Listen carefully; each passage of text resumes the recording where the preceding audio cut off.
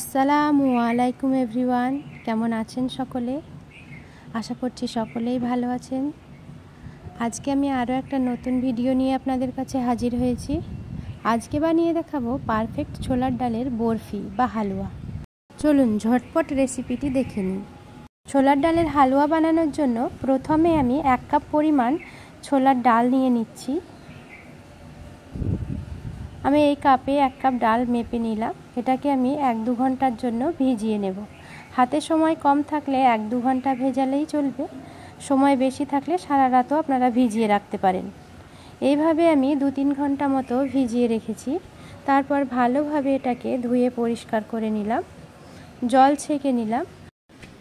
এবার একটা কড়াইয়ে আমি ছোলার ডালগুলোকে সেদ্ধ করে নেব। আপনারা চাইলে প্রেসার কুকারেও 2টো সিটি দিয়ে নিতে পারেন। আমি এখানে কড়াইয়ে সেদ্ধ করে নিচ্ছি। 1 কাপ ডালে 2 কাপ পরিমাণ জল দিয়ে আমি ঢাকনা লাগিয়ে এটাকে সেদ্ধ করতে দিয়েছিলাম। ডালে বলক আসার পরেই এরকম ফেনা হয়ে যাবে, তো ফেনাগুলো পারলে ফেলে দেবেন, না হলে কোনো সমস্যা নেই। এইভাবে জল শুকানো পর্যন্ত আমি ডালটাকে সেদ্ধ করে নেব। খুব বেশি যে সেদ্ধ করতে হবে এর কোনো মানে নেই। ডাল সেদ্ধ হয়ে গেলে মিক্সিতে আমি মিহি করে ব্লেন্ড করে নেব। প্রথমে এইভাবে ব্লেন্ড করে নেওয়ার পরেও যদি মিহি না হয়, তাহলে অল্প অল্প করে লিকুইড দুধ দিয়ে আপনারা আরও ভালোভাবে ডালগুলোকে ব্লেন্ড করে নিতে পারেন। ডালটা ব্লেন্ড করার সময় খেয়াল রাখতে হবে যাতে ডালটা খুব মিহি ব্লেন্ড হয়, গোটা গোটা ডাল যেন না থেকে যায়।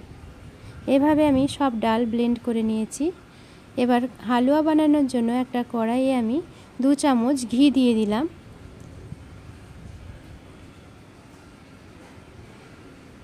ঘিটা ভালোভাবে গরম হয়ে আসলে এতে আমি দিয়ে দেব 2টো এলাচ আর 2টো দারুচিনির টুকরো। তারপরে দিয়ে দিলাম ব্লেন্ড করে রাখা ছোলার ডালটা।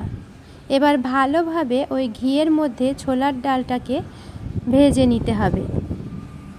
ভালোভাবে ডালটা ভেজে নিলে পরে ছোলার ডালের কাঁচা গন্ধ থাকে না, হালুয়াটা খেতে খুব সুন্দর হয়। ভাজা হয়ে গেলে আমি পরিমাণ মতো চিনি দিয়ে দিচ্ছি। আপনারা এখানে পরিমাণ বুঝে চিনি অ্যাড করবেন, কে কীরকম মিষ্টি খেতে পছন্দ করেন সেই অনুযায়ী। এখানে আমি কালারের জন্য অল্প একটু ফুড কালার ব্যবহার করছি। আপনারা চাইলে দিতে পারেন, আর না হলে পুরোপুরি এটাকে অ্যাভয়েড করতে পারেন। আমি জাস্ট এটাকে দেখার সৌন্দর্যের জন্য দিয়েছি। এবার ভালোভাবে এটাকে নাড়াতে হবে, না হলে তলায় লেগে যাবে। অনবরত এটাকে নাড়তে থাকতে হবে।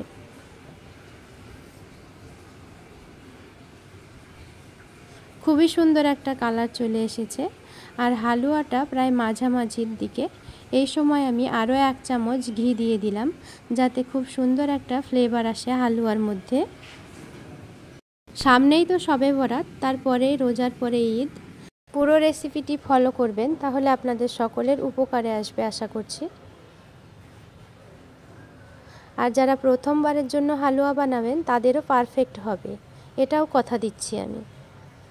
এইভাবে হালুয়াটা যখন টাইট হয়ে আসবে তখন অনবরত নাড়তে হবে। হালুয়াটা প্রায় কিন্তু হয়ে এসেছে। এইভাবে যখন সবটাই খুন্তিতে লেগে আসবে আর একটা টাইট ডো তৈরি হয়ে যাবে আর কড়াইয়ের তলা থেকে ছেড়ে চলে আসবে, তখন বুঝতে হবে আপনার হালুয়াটা কিন্তু পারফেক্ট হয়ে গেছে। এবার যেহেতু বরফি বানাচ্ছি তাই একটু আমি টাইট করে নিলাম, আপনারা চাইলে আরও নরম করেও রাখতে পারেন। এবার আমি বরফিটা যে থালাটায় জমাতে দেব সেই থালাটাতে আমি ঘি ব্রাশ করে নিয়েছি, আর হালুয়াটা আরও একবার ভালোভাবে নেড়ে দিলাম যাতে অল্প একটু ঠান্ডা হয়ে যায়। তারপরে আমি থালাটাতে সেট করে নেব। হাতের মধ্যে আরও অল্প একটু ঘি নিয়ে নিয়েছি, তারপরে হাতের সাহায্যে আমি থালাতে হালুয়াটা ভালোভাবে সেট করে দিচ্ছি।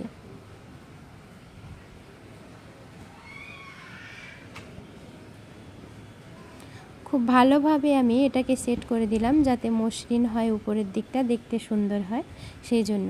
এবার আমি এটাকে 2-4 ঘন্টার জন্য ঠান্ডা হতে দেব। আমি এটাকে রাত্রে বানিয়ে রাখলাম। সকালবেলায় এটাকে আমি কেটে নিয়েছি। খুবই সুন্দর হয়েছে ছোলার ডালের এই বরফিটা। আপনারা বাড়িতে অবশ্যই ট্রাই করবেন।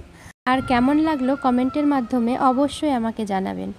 ভালো লাগলে চ্যানেলটি সাবস্ক্রাইব করে পাশে থাকবেন, লাইক করে শেয়ার করে দেবেন আপনাদের ফ্রেন্ডস এবং ফ্যামিলির সাথে। আপনাদের সকলকে অনেক ধন্যবাদ। দেখা হবে পরের একটা ভিডিওর সাথে। ততক্ষণ পর্যন্ত সকলেই ভালো থাকবেন, সুস্থ থাকবেন।